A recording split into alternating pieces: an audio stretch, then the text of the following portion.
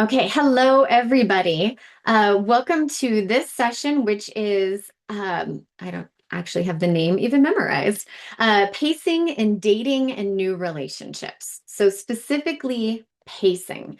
This is something that people have been coming up about saying, hey, when do I call? When do I text? When do we have the first kiss? When do we have sex? This is something that I see in my clients a lot. And so I thought, let's do this. Let's kind of get into it and see where everybody's at. And I really want to hear from you guys too, because there's going to be, what one person thinks is weird, another person thinks is normal. And that's what's really good too, is we're going to see that like what I think is normal is only really normal for me. And then that I hope will give you some comfort that there is no right way to live in this life. We just find somebody who likes our weirdness and we move on from there. Okay, so first of all, if you guys are, okay, wow, people are blowing this up today. Okay, so I'm going to put in two links real quick. If you guys, oh, she's on the call. Perfect timing, love of my life. Oh, raise your hand again. Okay, for those of you who don't know, oh, I just blew you up, girl. This is Atika. She is our kind of woman behind the scenes, and she is the one that puts us in the group. She puts the links in the chat. If you have something that you want to ask, she'll be the one answering. She is incredible. Okay, so first of all, if you would like to work with either of us, look at all these hearts for you, Atika. Oh my gosh, people love you. Okay. Um, so I'm gonna just share my screen real quick. If you guys want to work with us, we've got these three ways. One is for the women. You can click on this link at the top of the document.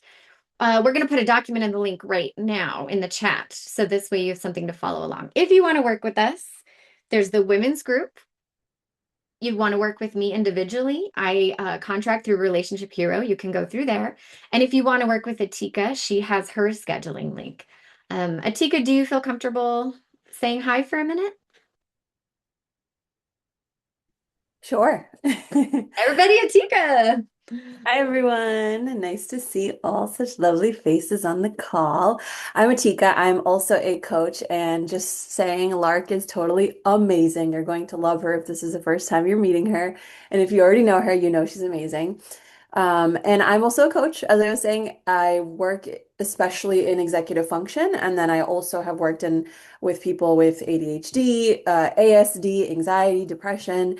So if you ever need any coaching, I'm also your gal. And my link She is in the coaches me. I call her a lot. So we coach each other. It's a good one. Okay, thank you, Atika. Okay, so before we get started, some people are asking about how do we message people here? And so right now I want to say, this isn't a dating group.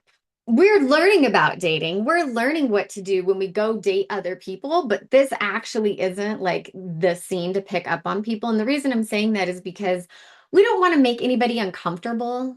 We don't want to be harassing anybody or doing anything. If you want to, you can always message each other on Meetup. That's an option, but just know that like we're not setting you up with anybody. This really is just for all of us to be a little bit more awesome. Okay, let's get this party started. So let's talk about dating and pacing. So this is really fascinating. I love this conversation. I have this weekly, honestly. Everybody has different pacing styles. So I'm gonna repeat this so many times because how many of you guys have had the experience that like, oh my God, I'm so in love and so juiced up and you want to talk and text and get like right into it. And then the other person's like a little more aloof. And you're like, "Ooh, that's weird."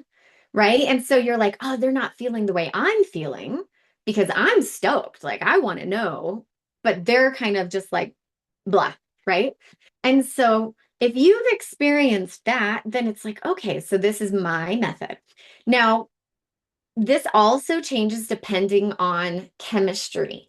So, how many of you guys have had that freaking firework chemistry where it is like oh my God, I love everything about this person. I've only known them for 2 days and I want to like eat their face, right? Oh, that feels so good.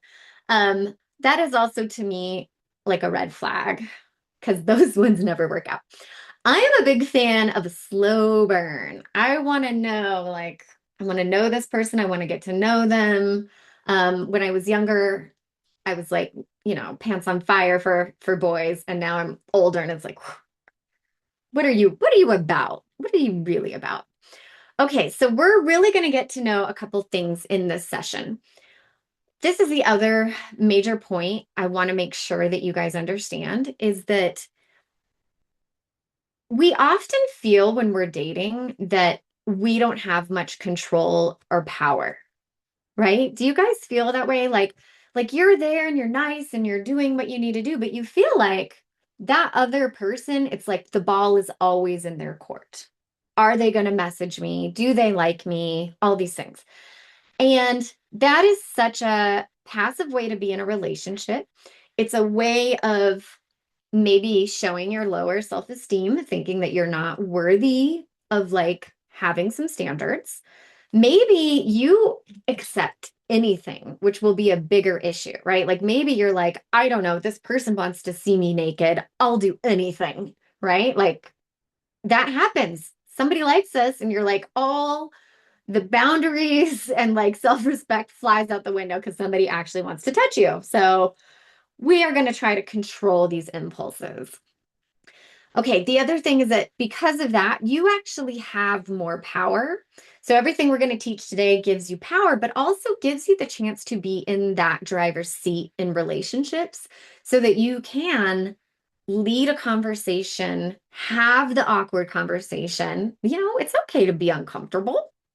Like, just because we're in relationships doesn't mean they're comfortable. It's okay to be uncomfortable. It doesn't mean you're going to break up. It doesn't mean you have to break up. Shit can get weird. You can have conflict and you can resolve it. That's like the healthiest thing we can do. No, Chris, this is definitely not more directed towards women. Um, most of my clients are actually men. Like most people I talk to every single day are men, which is why I did the women's group because like I needed some estrogen in my life. Okay, so let's talk about these different pacing styles. So, let me let some people in and I'm going to share again. Okay, so here we go. So, if someone moves faster than you, it can feel intense, overwhelming, or even suspicious. So, how many of you guys have had that where like somebody is so into you right away and it's just like, oh my God, this is scary. Like they're going to stalk me or they want me too much. So that's one option. Okay, because you're slower. I have a really funny story about this. I have a friend who's like going through a divorce and he's like, oh, this woman's in love with me. I'm like, well, how do you know she's in love with you? And he says, she texts me. And that was it. Like she just simply texted him and he's like overwhelmed by it. So we have different pacings. Somebody did write love bombing, and that is freaking awesome that you wrote that because that is something to be aware of. Are they love bombing or are they just being affectionate, which is their love language, right? Like maybe they're just being nice and affectionate and want you to know they love you or like you or whatever at the beginning. So that's them. And that's such an opportunity for you to take power to say, hey, I feel like you're coming on a little strong. You know, can we dial it back a little bit? This is a fantastic opportunity. If you feel like somebody's love bombing you and you're like, no, pull it away, if they are very respectful and like, oh my gosh, I'm sorry, I'm just super into you, and I thought, this is something you'd want, and they respect you, then green flags. That's an awesome person. If you say, hey, I kind of feel like I'm being loved bombed, this is like a little too much too soon, and they get real, real pissy, okay, red flag. Okay, this person can't take accountability for their actions. And so, everything that we're doing here is really a matter of you getting information. The second one is if someone moves slower than you. So maybe you want to text, maybe you want to already start seeing them twice a week. And if they're a little slower, maybe for you that feels like rejection, which is really interesting because that's really just your feelings. You are just feeling rejected. doesn't mean they're rejecting you. Do you see the difference? Like, I'm a horrible texter. I hate texting. I don't hate texting. I just don't need to talk to people. And so I think that when I don't text back, people might be like, oh, is she mad or something? But I'm not mad. I love them. So it's really like you keeping a hold of yourself and you being in charge of the story you're telling yourself. There's no way to go through this and not actually um like do a lot of self-healing with this. What we're doing tonight is actually going to be a lot of healing for you. Yeah, Jessica wrote, feelings are not facts. Amen to that. Feelings are not facts. Okay. Um, so if you move too fast, you might feel like you're too much for somebody. And if you move too slow, you might be worried that you're going to disappoint them. And so, this is kind of the balancing act. So I've got these common pacing styles that I want to talk about. So there's the fast starters. They're excited, they're quick, they're going to text, they want to make plans, they're enjoying the feeling of momentum, which can be super fun and energizing. And that might be exactly what you're looking for, is for somebody to just be like in it and we're running. I will say for fast starters, always put like a pin in that. When something's going really fast at the beginning, we're adults at this point, right? It's not like a meaningless high school relationship where it's like, oh, yeah, we're going to break up. Like, if you're an adult, you're probably looking for a life partner. Maybe you want to have children. So, we're looking for like a real person here. So, when you have a fast starter, be a little aware of that, okay, is this just my hormones? Is this just like the excitement? So, that's something that you want to be working at.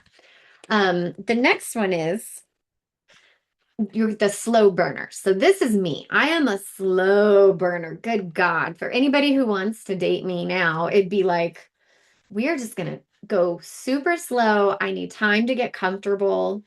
Um, so think about the slow burners. When you're approaching dating, think about who you're dating at the time.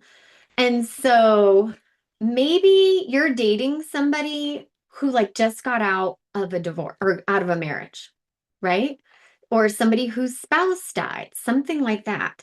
So they're going to be slow. So I've been married for 15 years.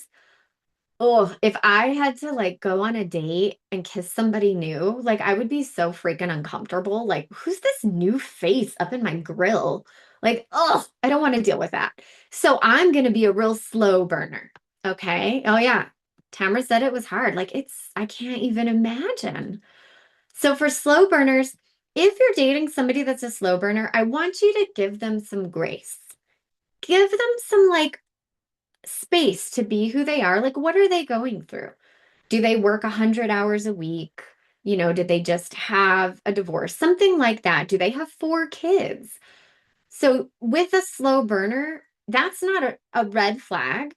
The thing that gets slow burners in trouble is actually the person they're dating because you're going to spin out of control and make up stories. Oh, she doesn't like me. She's not texting me. Oh, she can only meet, once a week, whatever. Be respectful of that because that's going to be like a real, true kind of relationship. Okay, the cautious daters. So this one is especially, I want you men to hear about cautious daters. Okay. So this is just the reality is that um, the biggest danger to women are men. Like the biggest danger to women are men. So we are cautious. Like you guys might be worried, oh God, is she gonna order appetizer and a dessert? But we're worried, like, is he gonna kidnap us and make a skin suit? So these are very different ways of approaching dating. So if a woman is a little cautious, if she shares her location with a friend, if she wants to drive separately, if she wants to pay for herself, that's not an insult to you. A cautious dater is not an insult to you. That is an adult human protecting themselves. Okay. So, also for cautious daters, I personally and many women I know have been sexually assaulted. So, as somebody who's been sexually assaulted by somebody I know, I'm not just gonna be like, great, dude, come on in and like share my life with me. Like, I want to know what you're about. So for the guys out there, I'd really love it if you could look at a cautious dater and not let it trip up your egos and not let it trip you up and feel defensive because it really is like them just protecting themselves. It has nothing to do with you. Okay? Just really, really understand that it's okay for them to want to protect their own body. Okay, next is the anxious attachment. So we've done attachment styles, but the anxious attachment, this is going to be somebody that is really like it, like if somebody is a slow pace or a cautious dater, they might be dating the anxious person. And the anxious person is going to see the slow burn and the cautious dating and be like, oh my God, they don't like me. They're not texting me back. I mean, you wouldn't believe, I mean, the things that I get from my clients, like, oh my God, I texted her and she didn't text me back. And I was like, well, when did you text her? And he said, 10 minutes ago. And it's like, okay. But he was like losing his mind thinking that this was like the end of the relationship. So, if you've got somebody that seems not like fast paced necessarily, but needy, right? We've all dated somebody needy, right? Ugh, the needy. The needy is hard. I've been super needy. I've been the needy girl. I've been the crazy girl. Like, I've been all the girls. And now I'm like the ugh girl. But with an anxious attachment girl, that's somebody that we need to really work on to be like, hey, I like you, I care about you, but we don't need to be like attached at the hip because we're trying to become securely attached. And then the next is the avoidance. So you might think, oh, well, she's a slow burner or she is the casual or the cautious dater. You might think, oh, she's avoidant. And so I get a lot of people saying, oh, my partner's avoidant, my partner's avoidant. And they're quick to label them avoidant. But the reality is, like, what is going on in their life? What is the thing that they are doing? So, maybe they're not good texters. Maybe they're just busy. And so I don't want you to just right away label them, but also be aware if you feel like you're getting the bare minimum. If you're getting the bare minimum, they cancel plans on you, they don't text you back for a couple of days. Like, there's a difference between, like, oh shit, I was busy versus like somebody who is literally just avoiding you. And so, what we want to do is be aware of what's happening and trust your feelings. So, if you have an avoidant person that you're dating, this is where you really get to be in a position of power. And so this is where I see people really messing up. And this is the one is that you're dating somebody avoidant. And rather than like saying, oh, okay, well, wait a minute, my needs aren't getting met here. I'm getting the bare minimum. I'm not happy. These are your cues to end that relationship. Because an avoidant person, the only person who can fix somebody with an avoidant attachment is the person with the avoidant attachment. Okay. So if you're dating somebody that's avoiding you, just cut your losses. I know that sounds really shitty, but I've just seen this so many times that you can do all the work you want, but if they're avoiding you, like, what are you going to do? Go knock on their door and pay attention to me right now. You're a stalker. So I would say just move it on, but that's up to you. And so, how willing are you to stay in a situation and be hurt? So if you're staying with somebody who's avoiding you and treating you like shit, at some point, you are actually responsible for your own treatment because it's really like them having to, sorry, I just read a comment that totally derailed my thought. Anyhow, it's really about them treating you right. And if you are not willing to accept that and you're not willing to stand up for yourself and get treated better, then we've got to, understand like what's going on with you that you don't have a high enough self-esteem. Okay, so another really big important thing to think about with everybody is we are not all just one style at one time. It's not like we're cookie cutter automatons. So, maybe some people really get the chemistry going and you're like fast paced, and then somebody's okay and you're slow paced. And then, women, we have cycles and we have hormones. And so sometimes I love people and sometimes I hate people. And so we're not all the same all the time. So I want you to also be patient with yourself as um, however you're going to be. Okay. Whew. Pacing is not playing games. This is really interesting because I know that people are like, remember all these games? And we're going to talk about these rules later, but it's like, don't text for 2 days, or don't call immediately after the date, or don't sleep on the first date, whatever it is. We're not trying to play games. Really, what we're trying to do is understand you, not even them. We're not at them yet. We're just trying to understand you. So, healthy pacing is not pretending to care less than you do. I'm pretty sure everybody has, like, we've done online dating and it sucks and everybody's had horrible experiences. And it's like, do we really need to pretend like we're not looking for love? Like, I don't understand that. You're on a dating app to find love. Like, yeah, you want a bone, sure. But like, you're lonely and you want a person to like you. And so let's not pretend to not care. Let's care. This other human being is giving you the time of day to text you, to interact with you. Let's not leave them on red. Let's not be assholes. Hey, bro, I like you. I don't like you so much that like I need to see you every day, but I like you. We can just be normal. Okay. Um, Not waiting 3 days to text because someone told you that makes you seem desirable. Let's not do that, right? If you had a good date, oh my God. I don't know about you guys. If I go on a date and then they text me immediately after and they're like, oh my God, that was so much fun. I can't wait to do it again.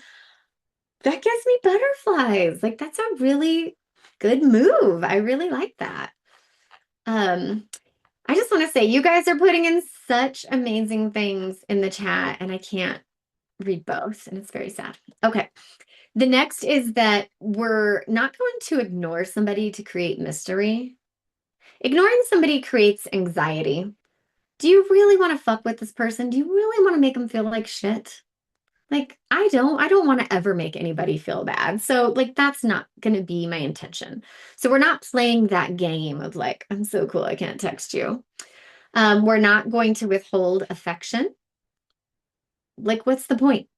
What's the point of being together if you're not going to be affectionate? Um, and then moving slowly could be a way to avoid being vulnerable. You know what I mean? So it's kind of like, oh, well, I just don't want to open up my heart. Okay, so that's the cautious dater. But if you're doing it just purely to like maintain control and not seem weak, that's something to consider, because what are we even doing? Okay, so healthy pacing. So here are these questions that you can ask, and there's going to be multiple things that we'll put up multiple times. So when you're dating somebody, like, what is actually happening here? So this is real. So the person that put feelings are not facts, this is a really good one, that it's like, what's happening here? We're two people that went out and had a meal. Okay, that's some facts.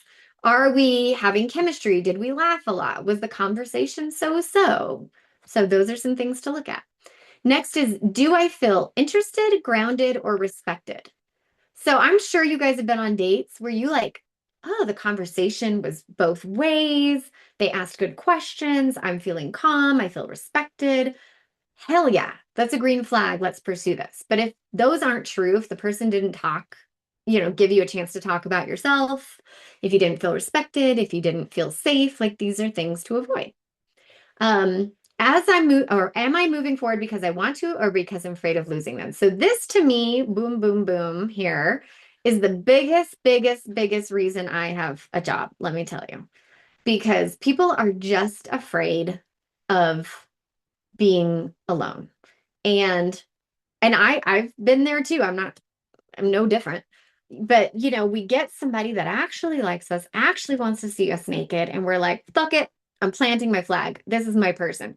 Even though you might not really like the person. And that's where we stay stuck. And that's where we tend to have a lot more issues coming up in the future. So are we building trust or just chasing intensity? And so this is for those drama lovers.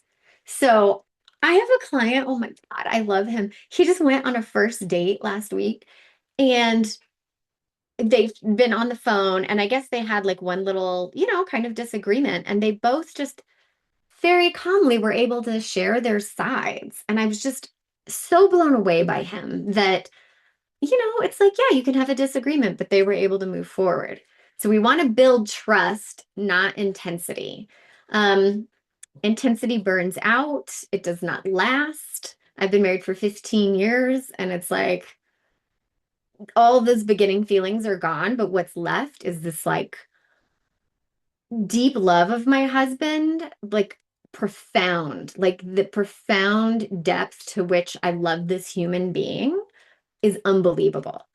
And like, I can't stand him, right? Because he's my husband and he blows his nose and he farts and like all the shit. So, all that like beginning magic, it'll fade. Yeah. Remodel a house while having, food poisoning, it fades. Okay. Can we talk honestly about what we want? That's the last one. So we want to be able to be honest. We want to be able to say. So I had a client whose date told him right away, like, hey, I'm sharing my location. I want you to know, like, I'm sharing my location. My friends are around, which is very beneficial. And so, okay, great. I'm being honest. And he didn't take it personally. He wasn't like, oh God, this girl thinks I'm going to attack her. He just said, okay, thank you. Thank you for that. Okay, so now moving on, the overthinking spiral. So, how many of you guys overthink things and like really read into everything?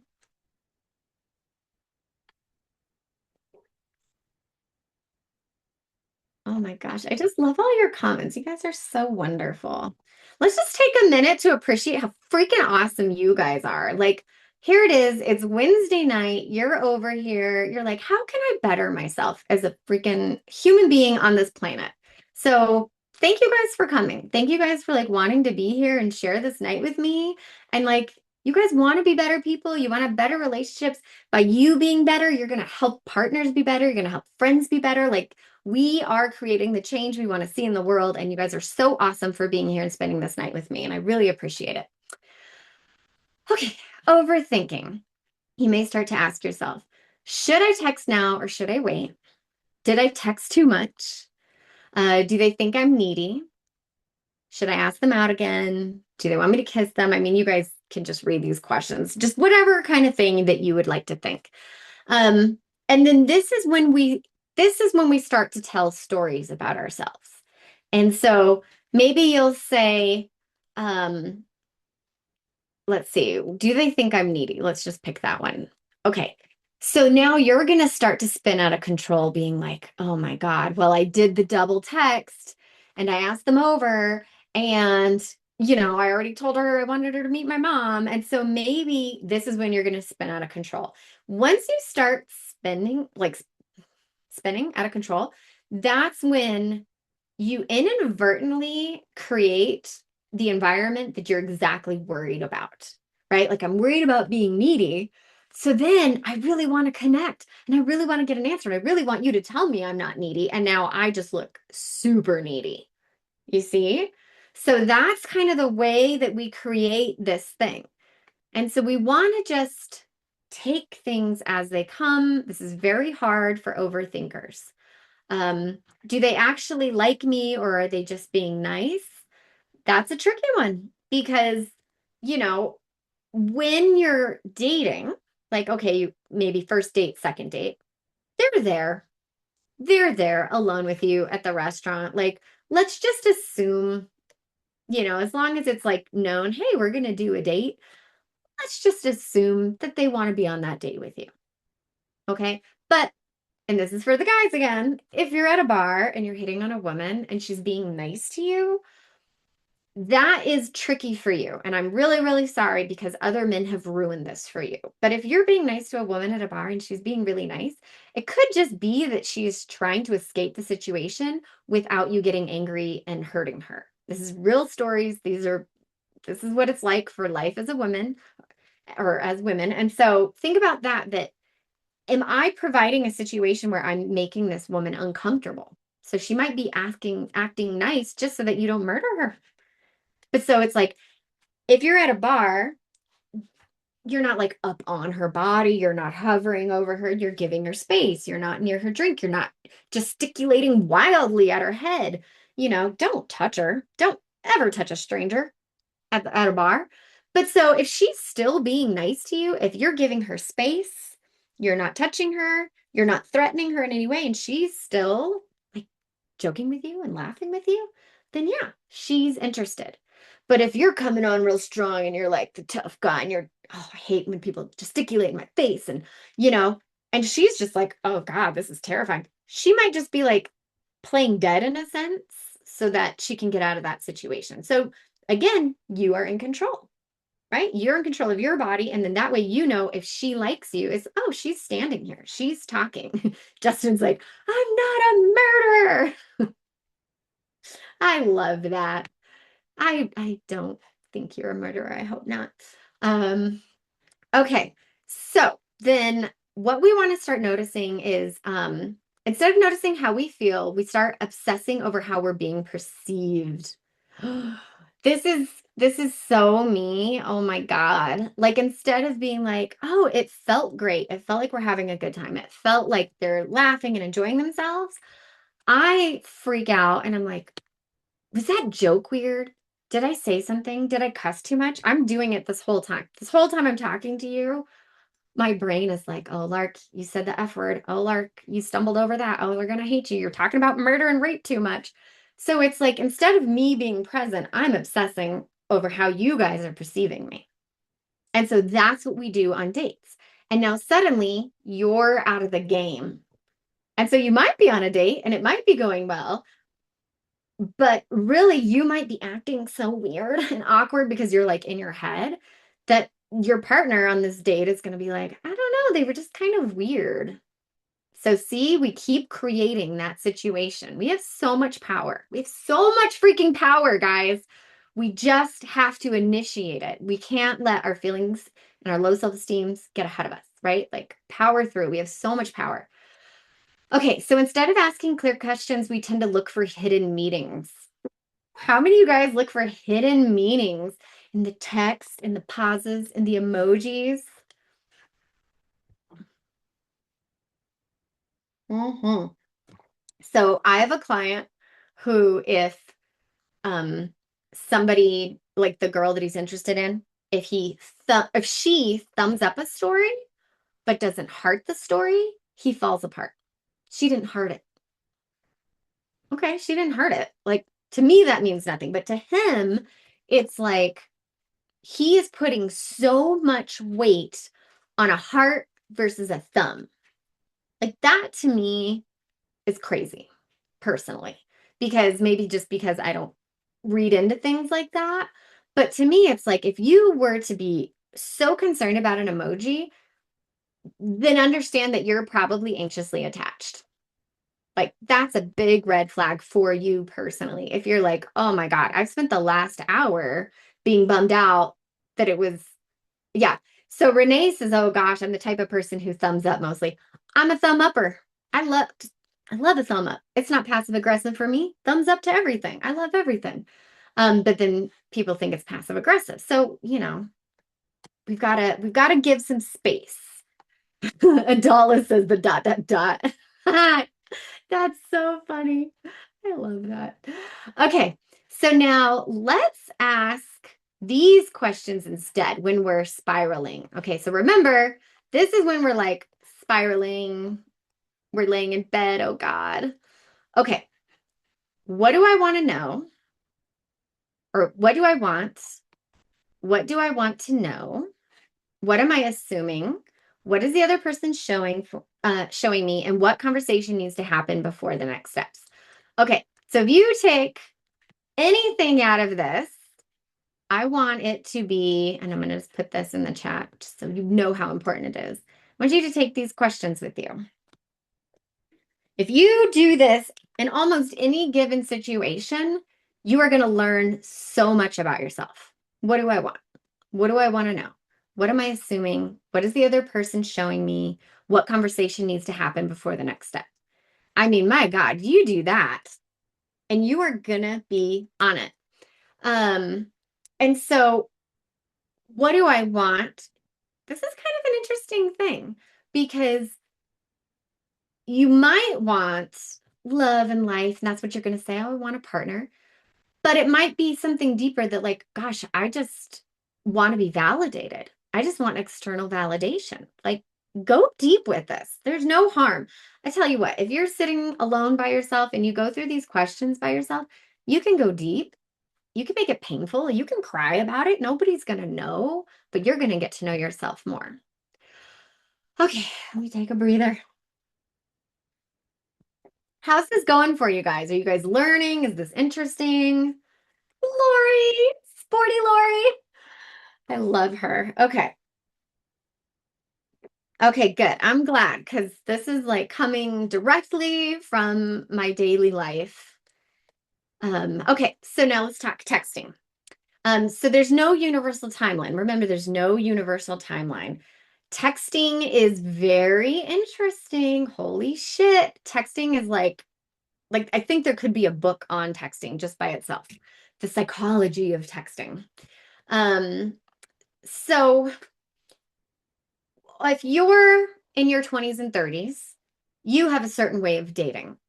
And I love age gap romances. I think it's great. I love for people in their 30s to date people in their 50s. I think that's fantastic. We should all be mixing up ages because it's a great way to learn, to grow, to challenge yourself. So if you ever get a chance to date somebody older or younger, give it a shot. But that being said, us older people, we're very different with texting. So there was a whole, many, many, many decades where there was no texting and you just like hoped the person called you. Then when we were texting, we literally paid by the letter. And so you would like try to be like short and you'd tell people like don't text me before 9. Like nobody would text you before 9 because then after that it was free. So so if you're dating somebody older and they're not texting you, okay, that's just them, right? But if you're older and you're dating somebody younger, they text a lot more. And so that's something to be okay, this is a thing. Um, when right before I got together with my husband, I dated a guy a lot younger than me. And we'd met at the gym, we exchanged numbers, and we were like, okay, cool. On Tuesday, we're gonna go get coffee. Leading up to Tuesday, it was like 5 days straight. Leading up to Tuesday, this dude texted me all the time. I ended up canceling the date. I was like, what are we even going to talk about? Like, I know everything about you. You have not stopped texting me. And so I ended up not dating him because I couldn't take it. So be aware that like different age groups do different things. Um, so what I want you to think about texting is at the beginning. So we're just talking about like right like the first couple of dates. And I know that dating app rules are a little bit different, but we're texting and we're going to create plans. Some really easy wins are like making the plan for the date, confirming the date, thanking after the date, and then little like shout outs like, oh, I saw this meme and I thought of you, right? Little things. We're not talking heavy. We're not talking books. Don't send anybody a book, none of that. So just little drop ins. Now, once you're on um, the third date.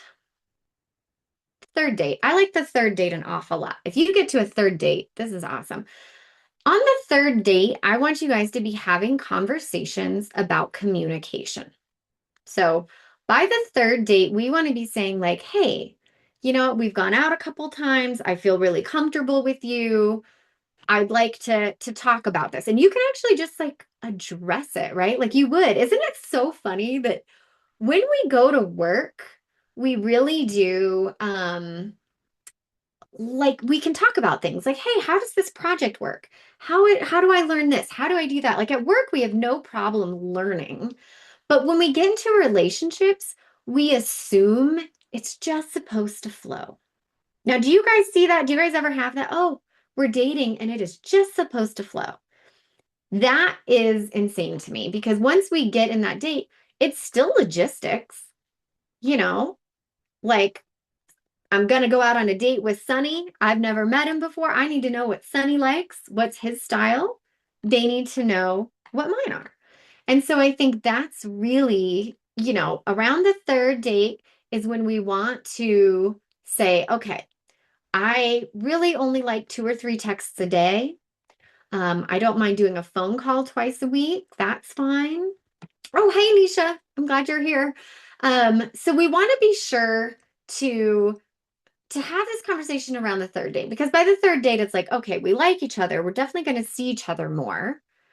So going forward, how can we both be comfortable, but at the same time, it's not so far gone because, like, if you've been with somebody for 6 months and you're like, actually, do you know I hate texting? Right now, they're going to be embarrassed, and we don't want to embarrass them. So you want to find this sweet spot where, I think typically the third date feels really good that we get to this point where we're going to say, okay, I like to text this much. I like to phone call this much. I like to see somebody this much. That's what we want to do. Okay, third date. Asking someone out. Now, asking someone out is going to be moving from chatting, moving from like, maybe you have a coworker you like, something like that. Now, for asking someone out, there's so many factors to this. If it's a dating app, typically you want to kind of move it into real life pretty quickly, because nobody's looking for a pen pal. If somebody is just wanting to message you indefinitely, okay, cool. Maybe that's all they're actually after. That's fine. But if you want to move it into public, then let's just get it going pretty quickly. I would say within a week of apps, be like, hey, let's do this. Guys, guys, would you like to increase your odds of going on this date? We want to make women feel safe. And I know I'm talking a lot about this, but like this is how women talk about it when you're not here, is we're like, oh my God, he asked me this, he asked me that. I am giving you guys like a direct line to like how to win with chicks. So let's take it. Okay. So don't ever ask a woman to go to your house ever. First date, second date, third date, maybe by the third date, if you're ready to make out, sure. But no, there's no first date at your house ever, period, ever. Like she will block you. Don't, we want to make them feel safe. So we're going to say, hey, I picked this place. It's quiet. It's nice. Like, remember that we're trying to make people feel safe, and that's going to make them want to date us. I love that. So asking someone out, asking out a coworker is really, really tricky. Because again, you might be putting somebody in that position where they don't want to hurt your feelings, they don't want to make it awkward, but then, after that, where do you go? So in my opinion, don't shit where you eat. Like as an adult, like one time I dated a barista at my favorite coffee shop and then we broke up and then I couldn't go to my favorite coffee shop. So like if it's a place you love, don't just don't you don't have to date the people there. Okay, so the second date, is there enough interest to keep exploring? So if you have a first date, let's go back to the first date for a second. If we're having the first date, um, what are some signs? I'd like to hear from you guys. What are some signs that like the first date's going well? How do you guys know the first date's going well?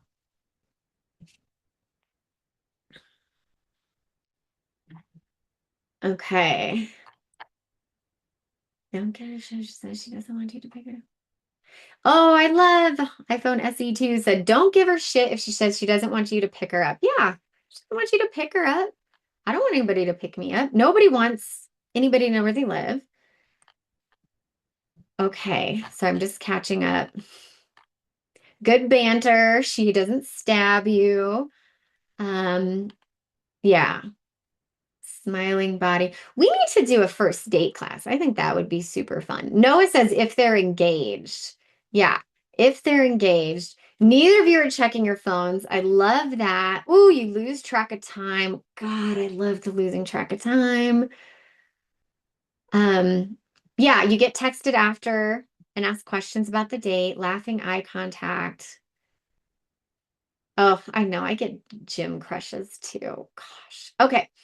Um, yeah, so one thing to know is that if you're on a first date, you also you do not need to talk the whole time about yourself. If you talk the whole time about yourself and she's like, "Uh-huh," then, you know, you're not doing a good job of making yourself appealing. People love to talk about themselves.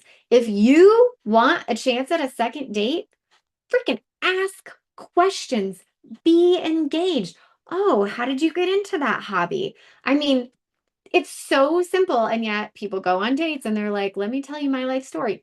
No, ask questions. And then, of course, share, but ask questions. And I'm telling you, it's going to go so much better. Oh yeah, never physically pick up a woman, just never, ever. Okay, so now let's move on. Thank you guys so much for that. Let's talk about the first kiss. First kisses are the worst for me. I have a really good move, just so you know. It only works because I am such a spaz. So if you're a spaz too, it could work for you. So if I go on a date and it's like clear we want to kiss or something, it's so obvious how nervous and uncomfortable I am that I literally will just be like, hey, can we just get the kiss out of the way? And it just like breaks the tension and we'll just kiss because I'm just like, I cannot handle the anticipation of a first kiss. Like that, like really stresses me out. So for me, I just go right to like, hey, let's just like do this. And then it's kind of funny and it seems to work. Um, Phyllis says they should ask for a kiss. Yeah. I think like having to say like, hey, how do you feel about a kiss? This is why I ask like, hey, could we kiss? Tamara just like, I grab him and give him the look. Oh, my husband and my like our first kiss, I made him stir fry and I was like chopping up the garlic. And I was like, hey, we're about to eat a bunch of garlic, so we should kiss first. And that was our first kiss. And and so he always remembers that because I just took the reins. Somebody said, oh gosh, now I missed it. Okay. You know, it's so funny. Like back in the day, we used to think, women used to think it was so gross if a guy was like, can I kiss you? Ugh, we all thought that was so lame. And now with all the consent stuff, it's like, I think we all now have to do it. And I don't think everybody wants to do it. I don't think that everybody's like, yay, let's all consent to everything. It's just the way it is. And so now I think it is acceptable to say, hey, can we kiss? Um, I don't think we need to kiss on the first date. I kind of think the second date personally, because I'm more of a slow burner. I want to go home and like marinate. I want to have the first date and then I want to marinate on it and be like, ah, that joke was funny. That was cute. Like, yeah, I want to think about it for a minute before it's like that. But sometimes you'll see and you'll just get swept up and then fine. That's fine too. Okay, physical intimacy. Oh, this is my favorite. Physical intimacy. So when I'm saying physical intimacy, I'm thinking like standing close and touching shoulders, holding hands, leading somebody through a crowd. That to me is all the super romantic stuff. And I think that's more like second date, you know. Now, in some cases on a first date, it might be like, oh, we need to move through this group of people together or something. But the first date, the best thing you could do as a guy is to give her personal autonomy on the first date. If you're too handsy on the first date, that's not going to go well for you. But if on the first date, you just ask questions and have follow-up questions and don't touch her and don't try to take her to her house, like you're going to be doing really well. Now, the second date, we need to get some physical intimacy because we need to get it like now we're questioning, right? The second date, like, oh, the first date was good. You know, he didn't murder me. The first date was good. So we want to get to that part where, like, when we touch, are there butterflies? Does it feel good? Does that person smell good? Oh, I love that part. So what we want to do is now the second date, would be really great to, yeah, hold hands if you can. Not like a long walk where your hands are sweating, but like a little, just pull, maybe through a room or maybe stand or, brush up and do that. I love that John says, just ask women what they like. Yes, John, just ask them, what do they like? That's awesome. John also said something earlier that I was like, oh, hell yeah. So, John, I don't know. You've said some very nice things in this group. Okay, so, trying to understand like where is this person at? Some people are very terrified of physical intimacy. So we want to look at iPhone SEs too. For real, just ask us. Yeah, what do you like? I love it. Communication. Um, so we want to do the physical intimacy kind of like second date. The respect is on the first date. The second date is like, okay, now can we move this to territory? So now let's talk about sex. I have thoughts about sex. I'm a big believer that you should not have sex on the first date. And this is something that like very young people do. Um, like more often than not. So I'm curious about you guys. If you don't want to share in the chat, you don't have to. But how do you guys feel on the first date? Boning on the first date.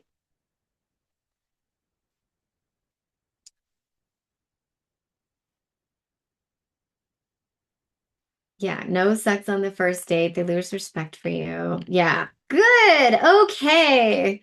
You guys know what's up. Houdini knows what's up. Yeah, Atika, yes, diseases. We are going to get to diseases.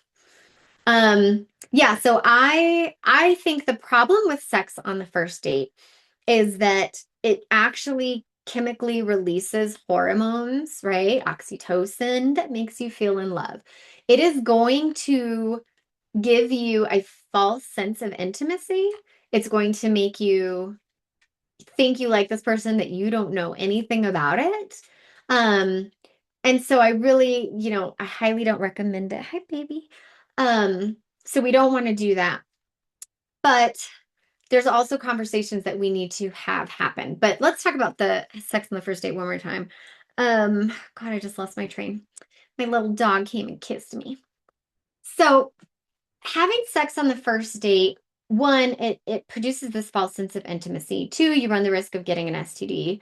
But also you have missed the opportunity to act respectfully, respectably, with honor, like all these things that it's like, oh, okay, so I have a male client who had sex on the first date. And then, of course, she never called him again. And then he kept calling her a whore.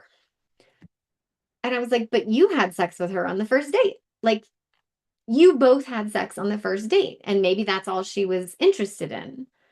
And so, so I think it's like really something to be aware of. Okay, when it comes to sex, now, for those of you who don't know, I was a nurse prior to being a coach, and I just love sex ed. I just think sex ed's the best. It's so fun to teach. And we should all be having conversations prior to sex about, like, hey, what is your STI situation? Absolutely. We don't need to know numbers. I mean, to be honest, like I'm 46. I can't tell you. Like, I don't remember. I don't care. Like, the numbers don't matter. Do you have a disease that you could give me? That's what I want to know. So we're not caring about body count. That's the dumbest shit I ever heard. Sorry guys, I'm judgy today. Yeah, we want, oh yeah, Gabe says ask if you're on the pill. Hell yeah, Gabe. Let's talk about STIs. Let's talk about birth control. Yes, they could lie. Um, Depending on how serious you are about your health, I would actually go and I go get an STD test before I have sex with somebody. So like before I enter a sexual relationship with somebody, I make sure we both go get STD tests. Like that might be a little much for you guys, and that's cool. Everybody to each their own. But like some dude that I'm gonna know for a few months, like whatever. I'm with this body the rest of my life. my obligation is to protect this body. So if that person is like, hey, I don't want to go get STDs, like STD tests. Okay, cool. Like then you're not for me, right? So now we know some more information. If you're the kind of person that doesn't want to go get an STD test, cool, move along.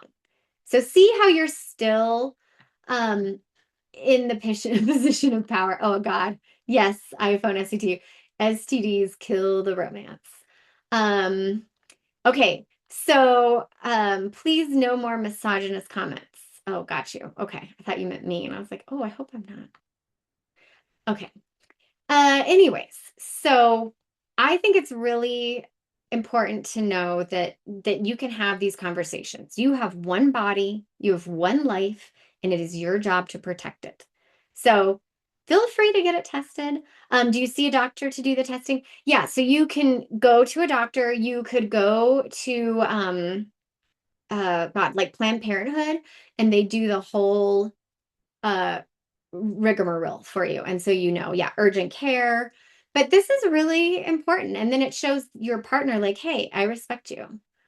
Yeah, HPV guys can carry, but they won't know because they don't get the symptoms. And then we just get cancer.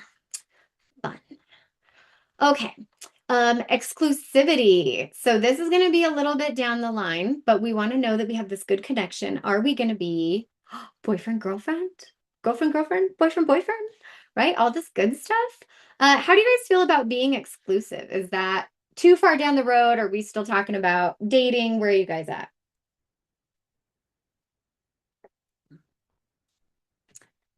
Yeah, so with exclusivity, that will be later. We could do a class later about that, but it is a step, as Mr. Wolf says. And so with exclusivity, I think this is a kind of an interesting conversation. Oh my God, Carissa is a sexual health educator. That is amazing, dude. Thank you so much. That was really cool. I appreciate that. Yeah, I want exclusivity before sex personally. Like I'm not a person who's capable of like just being a cowboy with my vagina. Like that's not for me. So, when we get to exclusivity, I want us to think about, is this person actually somebody you want to be exclusive with? So this is a big step because this isn't like, does this person want to be exclusive with me? It's like, do I want to be exclusive with them? I know. That's what we want to think about. Like, is it what I want? Because that's the kind of situation where we really do get sucked into this person likes me. Okay, that's great. You can like them, but is this somebody that you really truly see yourself with? So, I would say before exclusivity, if you can meet their family, or at least know to what extent their family is in their lives. That's kind of an important thing.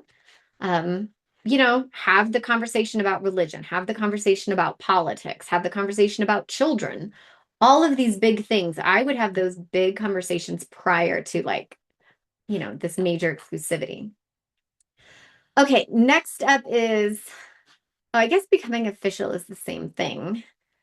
That's interesting. Somebody told me this the other day where he was like, we were exclusive but not official. And I thought that was kind of interesting. So they were like, monogamous, but not official and not telling anybody. So this is like a separate thing, believe it or not. So it's like, is this something we're telling people? Are we making it Facebook official? Yeah, right, Justin? Like, I don't know. Oh, yeah. Nisha says, have a conversation about finances, know what their debt is. I'm just going to take a moment because Nisha put me on an awesome path that I want to tell you what we're going to talk about in a month from now is we're actually doing a financial class brought to us by one of our members who is a financial educator. Oh, Carissa, you should do a sex talk. I don't know where you are, but you should come and do a sex talk. Anyways, so the financial advisor is coming. And as a coach, I know one of the biggest things, one of the biggest choices you're going to make in your life is who is your partner. Because if you marry somebody with a lot of debt, if you marry somebody that doesn't have any marketable skills, all of these things, um, like you might be screwed over money, just because of who you chose, just because like they've got great hair or something. So these are some things to think about. Okay, meeting friends and family. When does this feel like a natural step for you guys? So we want to meet the friends, we want to meet the family, we want to kind of get to know them. Do you really like this guy, but are all of his friends douchebags and alcoholics? Right? That's a red flag, So we want to just kind of pay attention. So there's this thing where we are an accumulation of the top 5 people we hang around with. And so go meet the top 5 people that this person's hanging out with. Do they suck? And then you kind of know. Okay, that's interesting. Like 4 of them have been to jail. All right, these are some things to watch out for. Um, Traveling together is something I would do prior to exclusivity. You want to know, how do they handle stress? How do they handle being hungry and missing a flight? And then eventually we want to move in. And so by that point, we want to know, like, are we in agreement with finances, or is this really out of convenience, loneliness, or fear of relationship? So it's kind of like there's a whole spectrum and we can just chip away at it. Um, okay, so I put a possible interactive activity, and I'm not going to do a breakout room, but I thought these would be really fun. Yeah, I do want to do this. Okay. I thought these would be really fun because I want to show that we all have different um, ideas about what's normal. Okay, so I'm going to stop sharing now. We all have different ideas of what's normal. Oh, this is the most I talk and it hurts my face.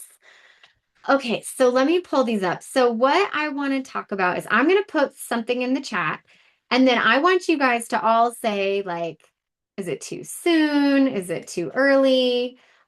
Too soon, too slow, or it depends. That's what we're going to decide. Is it too soon or too slow? So you guys have been dating for about 2 weeks at this point. Okay, so maybe that's 2 or 3 dates. Someone texts good morning every day. Oh, wait, no, I wrote it wrong. It's the first date.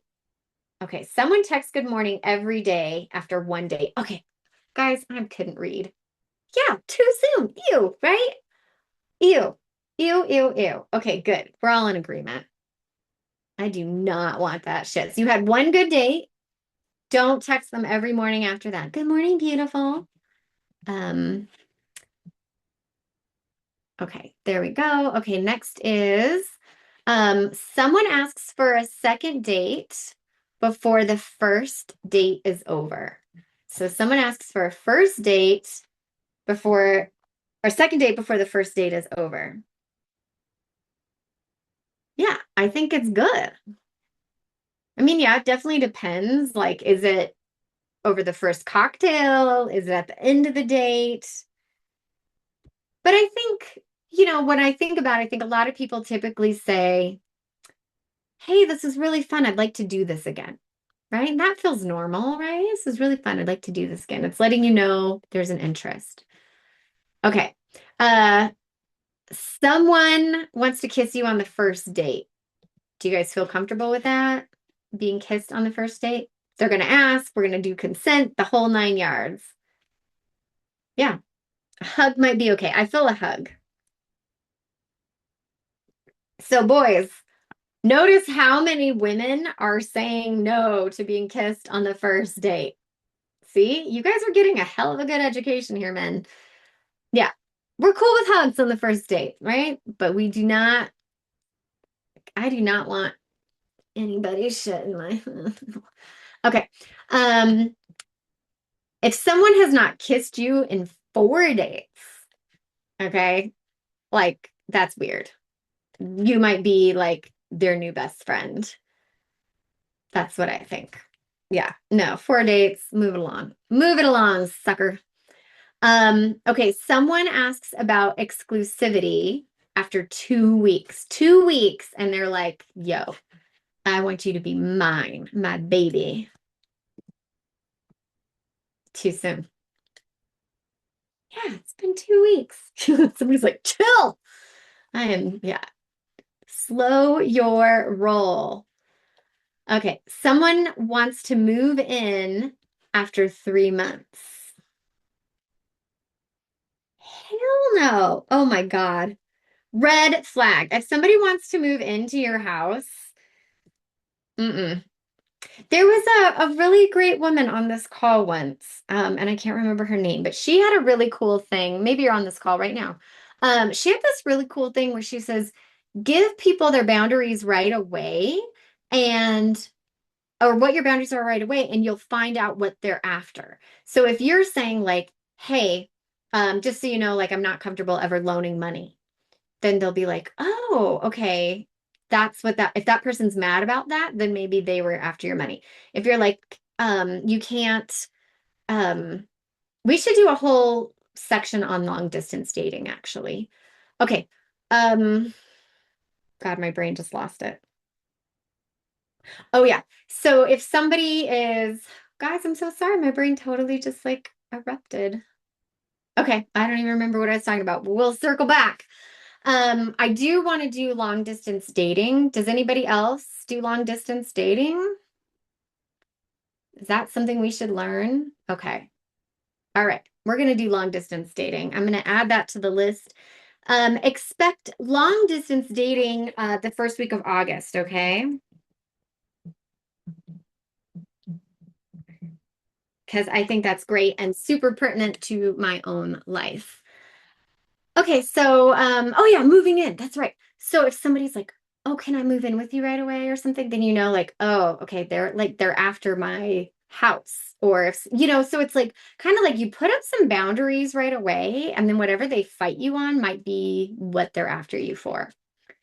Okay. Ooh, I got a good one. And this is a true story from my life. Somebody says they're not ready for labels, and it's been like 6 months to a year. Like they're not ready for labels. They're not ready. Yeah. Yeah. If somebody has been with you for 6 months and they're not ready for labels, yeah, they don't want to be with you. You're probably already so scrambled in your brain over this human. God, I used to have this guy that would tell me, I don't want a girlfriend, but if I did, it'd be you. And my dumb ass just followed him around like a puppy. Yeah, real fun. Oh, yeah. There's so much more to that story, but I'm not going to say it because this is being recorded. Okay, so what would you do next? All right, we're almost done. I don't want to take too much of your time tonight, but what would you do next? So if you had a great first date and they texted you, I had a really nice time. What would you do next? They had a really nice time. Ask them out again, answer. Yeah, be honest. Yes, let's just be honest. Whatever it is, let's be honest. I just love how basic that is, and it feels so relieving, doesn't it? Okay. Do. If you've been on 4 dates and there's no kiss, but you like them, what would you do? I'd be like, yo, are we gonna kiss or what? Or are we just friends? Like, I just gotta know. Yeah. Yeah. Like, what's up? What's up? And it might be that they're not trying to intimidate you. Um, okay, so if you've been seeing somebody for 2 months and you want to know if they're dating other people, just ask. Okay, now here's a hard one. You like someone, but they text you much more often than you prefer. What would you say to them?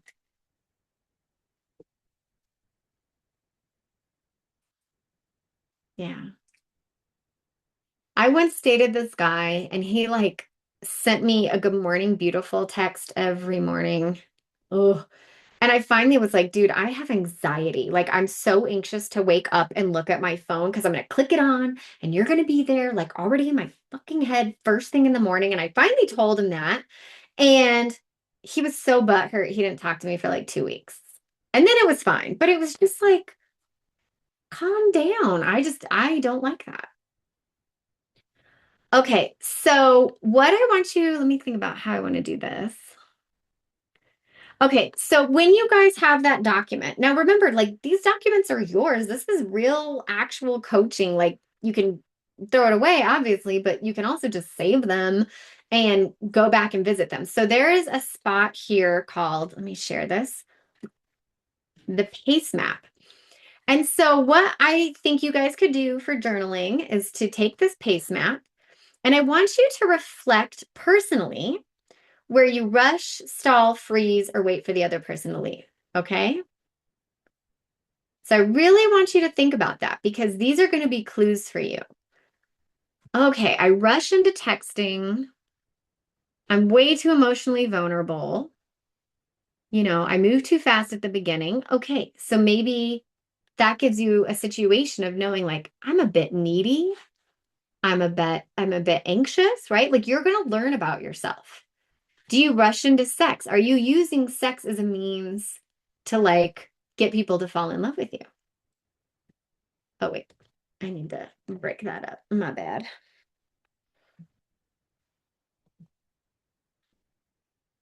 Okay, so these are all things that you can.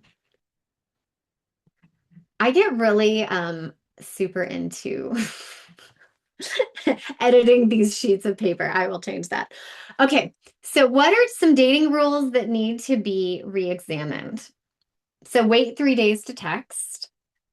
I don't think that that's a um a thing that we need to do. We want people to know you like them. It's okay. Never double text. How many of you guys, I want to know, like, how do you guys feel about the double text? I really want to know. Like, what are the opinions?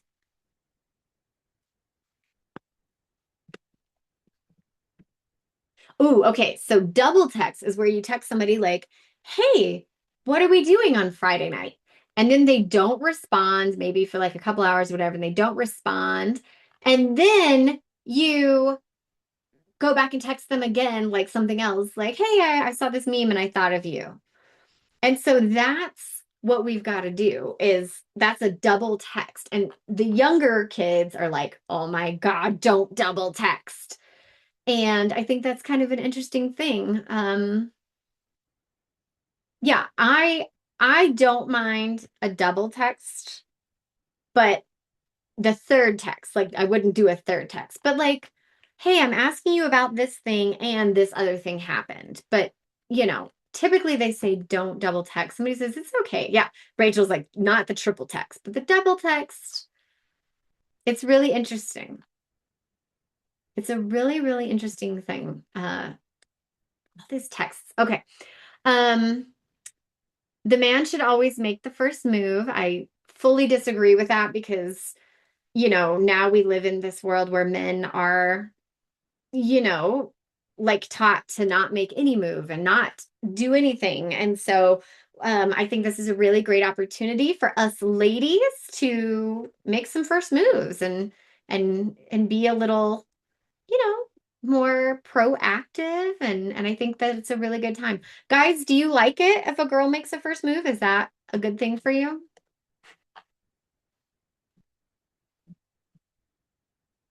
Sorry, I'm trying to catch up. Oh, yes, yes, yes. Yeah. So ladies, let's do it. Let's grab them and smush them. Okay. Yeah. That I've always been the first move maker, always, because I just can't take the anxiety of like who's gonna make the move. Like that makes me want to vomit, so I just do it. Okay. Ba-da-da-da. Where is the next one? Um, oh, if there's no kiss on the first date, there's no chemistry. But see, guys, think about this. Remember how many women said, don't kiss me on the first date? See, this is why this group is so fantastic as co-ed, because I'm just one woman, and right, and like I'm my own weird person. So it's like you're not dating me. But now you've got 100 women on here saying things. So it's like, oh, okay, I can believe that. Women don't want to be kissed on the first date, right? So I think that's really important to pay attention to. Like this is a good thing for you guys. Okay. So I agree. I want to start to see chemistry around the second date. The first date is really just like, I don't know, getting near each other. I do think that if you sleep together too soon, I mean, it can absolutely become serious. I mean, I do believe that it can become serious. I just think you're going to have more knowledge and it's going to be a healthier attachment if you don't sleep together too soon. Um, if they don't text you every day, they're not interested. Okay, guys, everybody, if you can, I want you to say right now, do we want to text every day? Yes or no? Do you want to text somebody every day? Yes or no? Drop it. I want everybody to see how different these are going to be. Holy shit. I was not expecting so many no's. Yes, yes, yes. No, no. Sounds like a lot of work. Okay. So everybody, you can Jeremy, yes, from a millennial. Yes. So look at this. Okay. Everybody here says yes or no or different. So think about that, that, this is really, really different for everybody. I love that. So see, so if you're like, oh my God, they're not texting me every day, they don't like me, you might be dating one of these no people. Can you just take a minute to understand that? If you're texting somebody and they don't text you every day and you're like, oh, that's upsetting for me, you might just be dating a no person. Okay? Like that's a big thing to know. So it doesn't mean that like they don't like you. It just means that like, okay, maybe I'm just dating a person who doesn't want to text every day. Uh oh, a person who doesn't want to text every day. That's all, Hamill. Just somebody who doesn't want to text every day. Um, I don't want to text every day at all. Like that sounds like a nightmare to me. Um, because how many people are you supposed to text every day? Where does it end? Where's the line? Like it's too much. Okay. Now, like my husband, yeah, we text every day, but like we're in this marriage. So yeah, that's normal now. But when we were dating, God, sometimes we would go like weeks without talking to each other. Um, okay. Never talk about commitment too early. Um, let's define commitment. I think like around that third date, which is the sweet spot, I think it's good to start talking about like general things like I want kids, I'd like to have kids at some point. Those are some things that we want to know about a person, but we don't want to be like, hey, so like, are you going to have my kids? Are we going to get married? Like, so not necessarily like our commitment, but where you're at in life for a commitment. Like, yeah, I want to retire at 55, so that means I'm going to work a lot. I want four babies. Like, let's talk about that, but not necessarily with you. Just this is what I am committed to in my life. Um, and then this is the one that I would love to see die. If it's meant to be, it should just flow. Oh God, I hate that. Relationships are work. Like everything is just getting harder all the time. All the time, every day, our world is just getting harder. And like we have social media, which is just messing with our little brains that are not ready. Like I am not ready to every single day get on Facebook and see 100 people that I perceive are doing better than me and are hotter than me and are more successful than me and are happier than me. Like that is a recipe to like actually make me super depressed. So, how are we supposed to date with like all this information all the time coming in? So, if it's meant to be, it will flow is just garbage. Um, it takes work, it takes effort. So Atika and we are super good friends. When we first started like becoming friends, um, I think like I was texting her something and then she responded back and then she was aware that like she was like, oh my God, it's coming off so weird in this text message. It's not coming the way and it seemed harsher than what she would have said in person. And so it's like, that's a relationship. Atika and I are in a relationship, and we need to be able to have that conversation of like, hey, how much do we want to text? How much, all of that good stuff. And then it starts to flow. Once you know a little bit more about the person, then it starts to flow. I know you want some dinner. Hold on just a second. This is Charlie, everybody. I just wanted to say hi because we don't know how long he's gonna be around. So let's take a minute, huh? He's my good boy. I know, right? I've had him he's 16 years old. He's got something in his mouth. Gross, yes. Um, and he's had a lot of health issues and we've had ER visits, but he's the timekeeper and he's like, bitch, dinner time was 30 minutes ago. Huh. Huh. Okay. Okay, moving on. Um, these rules are often create more guessing than honesty. So, like, remember somebody was like, hey, there was a clip that was like, hey, just ask. And it's like, yeah, let's ask. So it's really, again, it just shows how much power we have by just asking. Okay, we're going to do one last thing, two more things. Everybody good? And I know if you guys need to hop off pretty soon, I just want to say real quick, thank you again for coming tonight. Thank you for spending this time. Thank you for being engaged. Thank you for participating. Everything you put in the chat is helping everybody else, right? Like it's not just me, it's you guys. So you guys are freaking awesome. If you like what we do here, just give us 5 stars because it just helps keep us in the algorithm and it makes me happy to get 5-star reviews. I super appreciate it. And if you're a woman and you want to join us tomorrow night, we're doing the women's group, okay? And then we are going to be doing a men's group. My life has just kind of been upside down for the last month, but it's coming back online. Okay, so 4 signs of healthy pacing. So now we know how to ask the questions. We know what we're looking for. We know that everybody's different. Different relationships are different. Different people are different. So we've got this information. But now we want to look for like, is this going well? And so now I want to share this part with you. The 4 signs of healthy pacing. So both people are participating. How fantastic. Both people are texting. Both people are, initiating a date. Both people are coming up with ideas. Both people are asking questions. This is fantastic. Um, one person is not doing all the thing. We don't want to be in a one-sided relationship. If you find yourself in a one-sided relationship, assess what it is you want. Those 5 questions I posted earlier, what do I want? What do I know? Do that on yourself. Um, with mutual, it doesn't mean that everything is going to be perfectly equal every day. It just means we're both making an effort, right? And sometimes you can't make an effort. You didn't sleep, you're bitchy, you're on your period, you can't make an effort. It happens. Okay, comfort. Um, the pace feels both exciting but not overwhelming, so it's like comfortable. There's a little bit of nerves, a little bit of butterflies. You feel vulnerable, but you don't feel pressured, rushed, ignored, or confused.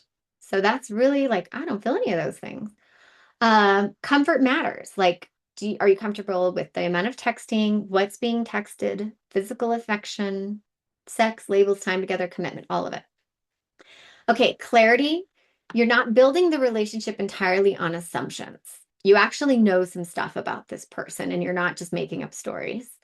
Because at some point you've got to use your words. So it might sound like, I'm spending time with you and I'd like to see you again, or I like spending time with you. I'm interested, but I like to move slowly when it comes to physicality.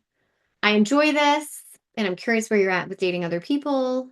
So all of these things are just getting clarity. All these things are things you can ask because you just want clarity.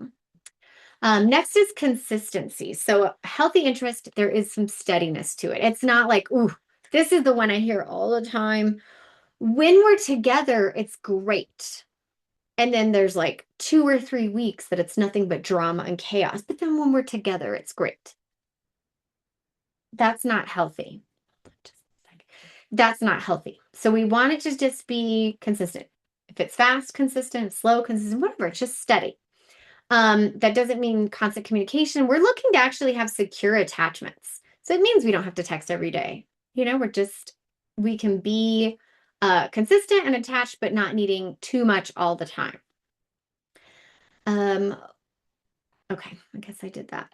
Okay, so the pacing questions to actually ask yourself is, do I actually want this or am I trying to secure the relationship?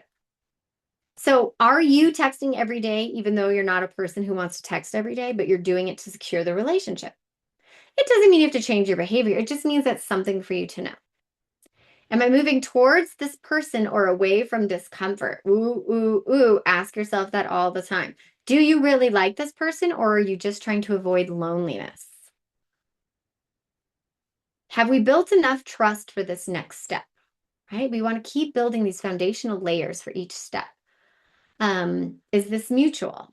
And can I talk about it directly? And we've done conflict before and we'll do it again. And then here's just like some little scripts that I have. If you guys want to read through them, you can always be like, oh, okay, I want to say something like that. These are things that I very much use in my work daily to tell people. So then there's like a core takeaway. I'm going to stop sharing now. Okay. So the last part is that just remember it's not about finding the perfect timeline. It's about being present and connecting and having honest conversations about what works for both of you. Okay. And what we're really trying to do is move past our assumptions and our fears and the stories we're telling ourselves.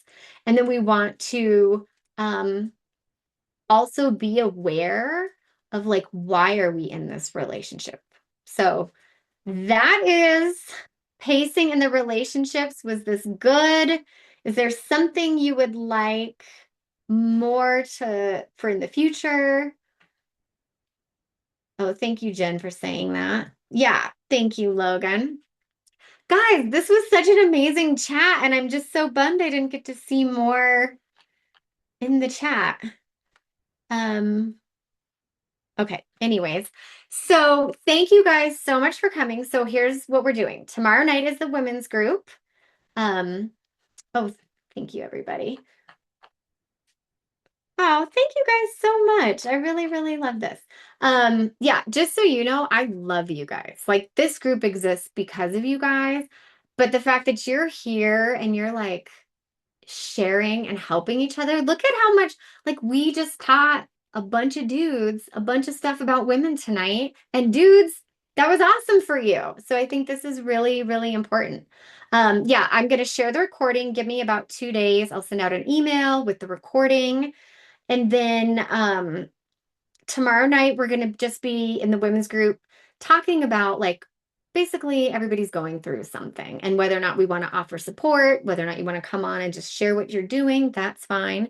And then in 2 weeks, yeah, that's on track. In 2 weeks, or maybe it's 3 weeks because I'm going to Costa Rica. I can't remember the date, but then that's going to be the social club. Okay.